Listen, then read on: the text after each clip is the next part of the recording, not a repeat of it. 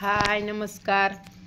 तर आमचं सगळं काम झालं, जेवण पण झालं ना. आपण आम्हाला सरप्राईज दिलं आहे का नाही? 40 रुपयाचं सरप्राईज दिले बरं का. तुम्ही म्हणसान काय, तर आपण आमच्यासाठी काय आणले?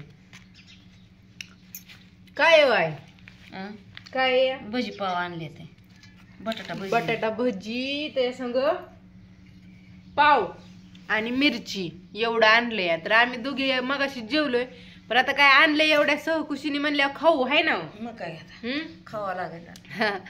तर खातो आता छान असं. 12 वाजून गेले ते. आणि बाळ आताच बाळाला आंघोळ घालून झोपवलं.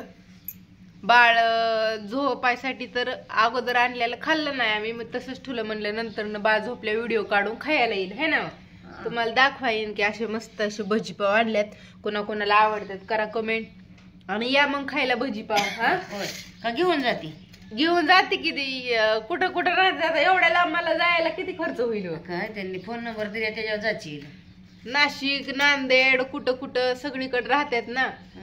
आपले युट्यूबर सगळीकडे राहतात, त्याच्यामुळं कुठं कुठं म्हणून जायचं. पण ती सगळी जर मिळून इथं आली तर लय बरं होईल की. मग बेत करू की आपण काहीतरी. तर आहेत मिठाची बाळाने बी खाल्ली असती की.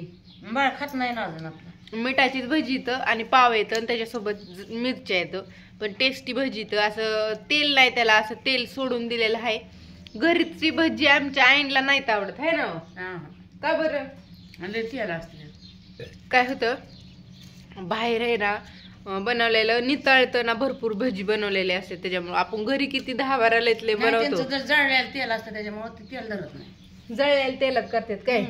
आणि आपण घरी चांगल्या तेलात करतो तर ती लई तेल धरतात, त्याच्यामुळं खाऊ वाटत नाही. तर असू द्या, या मग मस्त अशी भजी पाव खायला. आणि कसा वाटला व्हिडिओ ती पण सांगा कमेंट करून. आणि कसली तर चांगली तर का. तर आहे छान अशी. तर बाय खातो आता.